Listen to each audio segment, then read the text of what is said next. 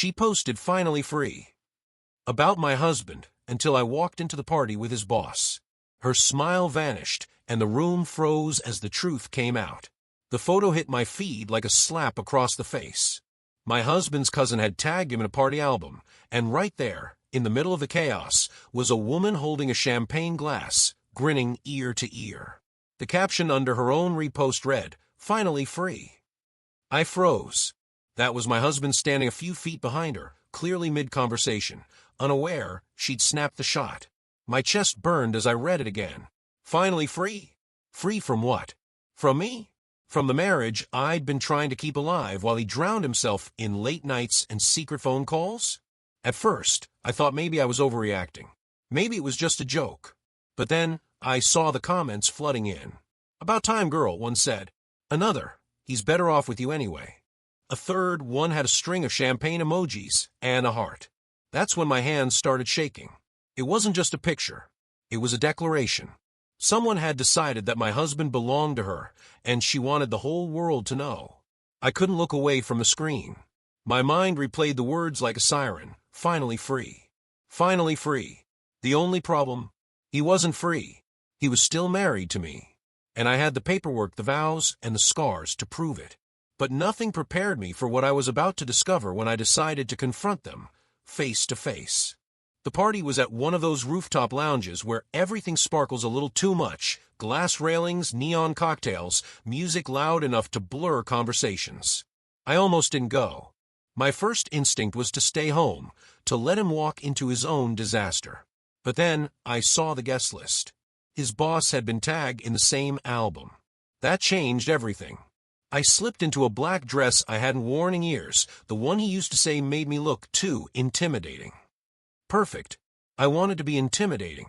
As I drove downtown, my mind kept looping through what I'd say. Would I call her out? Would I call him out? Or would I smile, shake hands, and let my silence cut deeper than any insult? When I walked into the lounge, I spotted her instantly.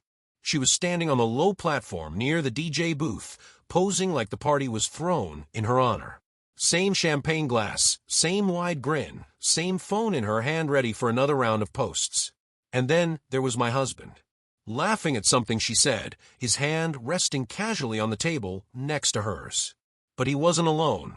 Just 2 steps away, his boss was nursing a whiskey, watching the scene with an unreadable face. I walked straight toward them, my heels tapping on the tile, like warning shots. A couple heads turned. The girl saw me first. Her grin faltered, but she didn't back away. My husband's face went pale. His boss, though, he looked almost amused, as if he'd been waiting for this moment all night. "Finally free, huh?" I said, loud enough to cut through the music. The table went silent. Her glass froze halfway to her lips. For a split second, I could see her calculating whether to laugh it off, deny it, or double down. My husband, on the other hand, looked like someone had pulled the floor out from under him. What are you doing here?" he stammered, voice cracking in a way that drew even more attention. I tilted my head, smiling just enough to look calm, not enough to look forgiving. "I came to see what freedom looks like." His boss chuckled into his whiskey, clearly entertained. He leaned back, eyes flicking between us like this was the evening's main performance. The woman, let's call her Claire, straightened her shoulders and gave me the kind of smirk people practice in mirrors. "It's just a post," she said, shrugging. "Don't take everything so literally." But the room wasn't buying it. Whispers were already spreading. Phones were sliding out of purses, screens lighting up. My husband's hand twitched as if he wanted to grab mine, to pull me out of there. Except he didn't. He just stood frozen, sweat starting to bead at his hairline. And then, like a strike of lightning, his boss finally spoke. "Funny," he said slowly, swirling his glass. "Because I could have sworn he introduced you as a colleague's +1, not as someone celebrating her new freedom." Claire's smirk collapsed. My husband's jaw clenched so hard I thought it might shatter. And me? I just smiled wider. The air around our table was thick enough to choke on. Claire shifted uncomfortably, her bravado shrinking under the weight of his boss's words. She opened her mouth, then closed it again, clearly scrambling for something to say. My husband finally spoke, his voice tight. "It's not what it looks like." Classic. The oldest, weakest line in the book. Really, I tilted my head, letting the silence stretch. Because what it looks like is a married man letting someone else announce his availability to the world. And what it sounds like is a room full of people who just heard it confirmed. A few people nearby pretended to look away, but I could feel their ears leaning in. Claire's cheeks flushed crimson. She set her glass down too hard, and the champagne sloshed over the rim. "I didn't mean it that way," she blurted. "It was just a joke between friends."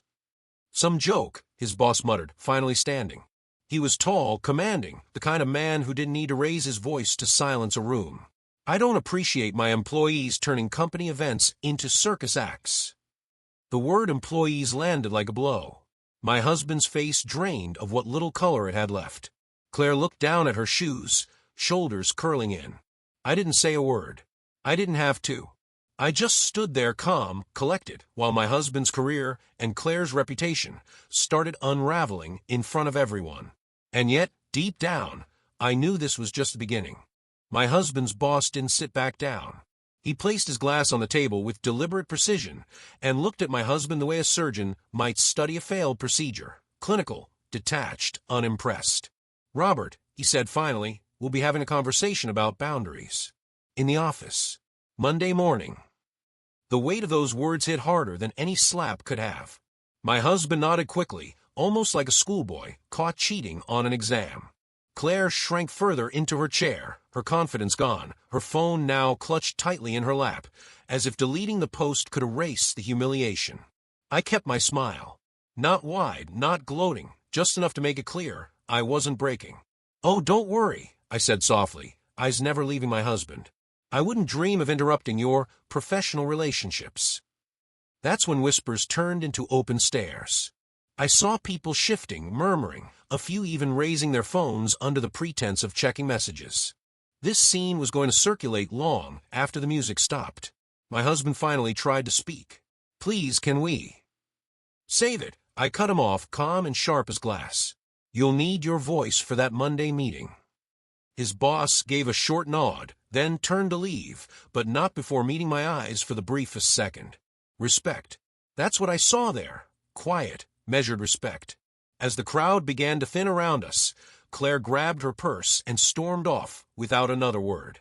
My husband reached for me, as if to salvage the night, the marriage, maybe even his pride. But I stepped back. One step, then another. And with each one, I felt lighter. The woman who had written "finally free" had no idea how right she was. Except it wasn't him who was free. It was me. I walked away from the table and toward the balcony, the night air sharp against my skin. The city glittered beneath me, cars snaking through the streets, towers lit up like beacons. For the first time in years, I didn't feel trapped inside the life I'd been patching together with excuses. Behind me, I heard hurried footsteps. "Wait," my husband called, his voice low, desperate. I didn't turn. I let him come closer, let him stew in the silence between us. Finally I spoke, still staring out at the skyline. "Do you even realize what you've done?" "It's not what it looks like," he repeated, his words weaker now, more hollow. She's nothing. You're my wife." I almost laughed. "Funny. You didn't look like a husband when you let her claim you in front of the whole world." He reached for my arm, but I stepped aside, forcing him to grab the railing instead. For a moment, I wondered if he even noticed the irony, that he was clinging to something solid because I wouldn't let him hold me anymore. "I can fix this," he insisted. "I'll talk to her. I'll delete everything. Please, just don't let this ruin us." I turned then, slowly, so he could see my face, the calmness that terrified him more than any shouting match ever could. "Oh, Robert, you still don't get it, do you? I'm not the one ruining anything. You are." His lips parted as if to argue, but nothing came out. And in that silence, with the city lights flickering against his pale expression, I realized something I hadn't dared to admit until that moment. I wasn't afraid anymore. And once fear leaves, freedom follows. He stood there, his hand gripping the railing, so tight his knuckles turned white. For years, that same hand had held the keys to our life, our finances, our plans, our future. Now it looked small, almost pathetic, trembling under the weight of his own mistakes. "I can change," he whispered finally.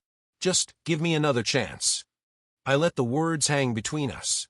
They were the same ones I'd heard 100 times in 100 different ways, after late nights at the office, after cold silences at home, after lies he thought I'd never uncover. The script hadn't changed, but I had. "You know what the difference is this time?" I asked. He blinked, confused. "What?" "I don't want another chance." The truth landed heavier than any accusation. His shoulders slumped. The fight drained out of him, leaving only the shell of a man who had never expected me to walk away. For a moment, the noise of the party returned, music pulsing, glasses clinking, laughter rising from people who had no idea they were witnessing the end of a marriage just a few feet away. But for us, the world had gone still. I straightened my dress, lifted my chin, and stepped past him toward the exit. "You'll survive," I said over my shoulder. "After all, isn't that what you wanted? Freedom." And with that, I left him standing on that balcony, trapped in the cage he had built for himself. But I wasn't done yet, because freedom wasn't just about leaving him behind. It was about walking into something new, something I hadn't dared to imagine until tonight. The elevator ride down felt like a rebirth. Each floor that ticked by stripped away another layer of the woman I used to be, the one who kept quiet, who smoothed things over, who carried a marriage on her back while he played games in the shadows.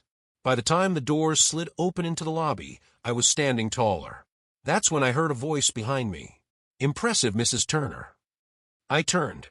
His boss was there, the same glass of whiskey, now abandoned somewhere upstairs. He looked composed, almost too calm, as if he'd expected me to walk out alone. "You handled that with more grace than most people would," he continued, slipping his hands into his pockets. "I can't say the same for your husband." I met his gaze, wary but steady. I didn't do it for grace. I did it because I was tired of being humiliated. A flicker of something, respect, maybe admiration, passed across his face. Understandable. Still, it takes strength to stand in the fire without flinching. I should have just nodded, walked away, ended the night. But something in his tone made me pause. For the first time in a long time, I felt seen, not as Robert's wife, not as someone's accessory, but as a woman who had just taken her first real step toward freedom. "Strength," I repeated softly, half to myself. "Funny how it only shows up when you've got nothing left to lose." His lips curved slightly. "Or when you finally realize what you deserve." The lobby doors slid open to the cool night outside. I didn't know where I was headed, only that I wasn't going back upstairs. And for the first time, the unknown felt thrilling instead of terrifying. The night air wrapped around me like a promise. I walked out of the building, the city alive with noise and light, but inside me there was only quiet, steady, resolute. My phone buzzed in my clutch. His name lit up the screen over and over again. I didn't answer. Instead, I kept walking, letting the heels click against the pavement like punctuation marks to the end of a chapter. Every step further from that rooftop felt lighter, cleaner, sharper. Half a block down, a sleek black car pulled up beside me. The window rolled down. His boss leaned over from the driver's seat, his expression unreadable, but not unkind. "Need a ride?" he asked. For a moment, I hesitated. Accepting would mean crossing into a territory I hadn't even let myself imagine yet. But standing on that street corner with my phone buzzing like a dying alarm, I realized I didn't owe anyone hesitation anymore. I opened the door and slid in. The car smelled faintly of leather and cedar. He didn't speak right away, and neither did I. The silence was different from the one with my husband. It wasn't heavy or accusing. It was calm. Finally, he said, "You know, tonight might have ended his career." I turned to him, my voice steady. Tonight ended more than that. Our eyes met in the dim glow of the dashboard, and for the first time in years, I felt like someone actually understood.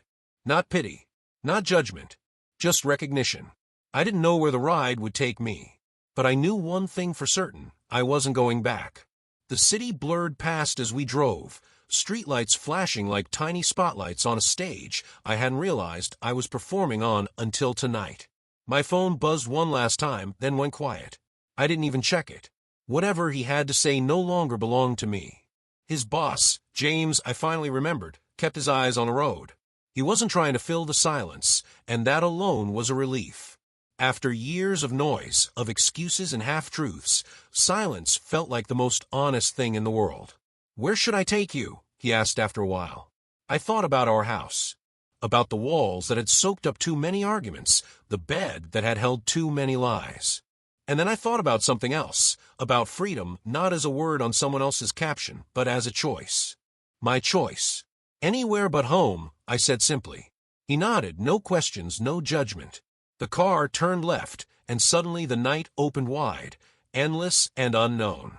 I leaned back in the seat, exhaling for what felt like the first real breath in years.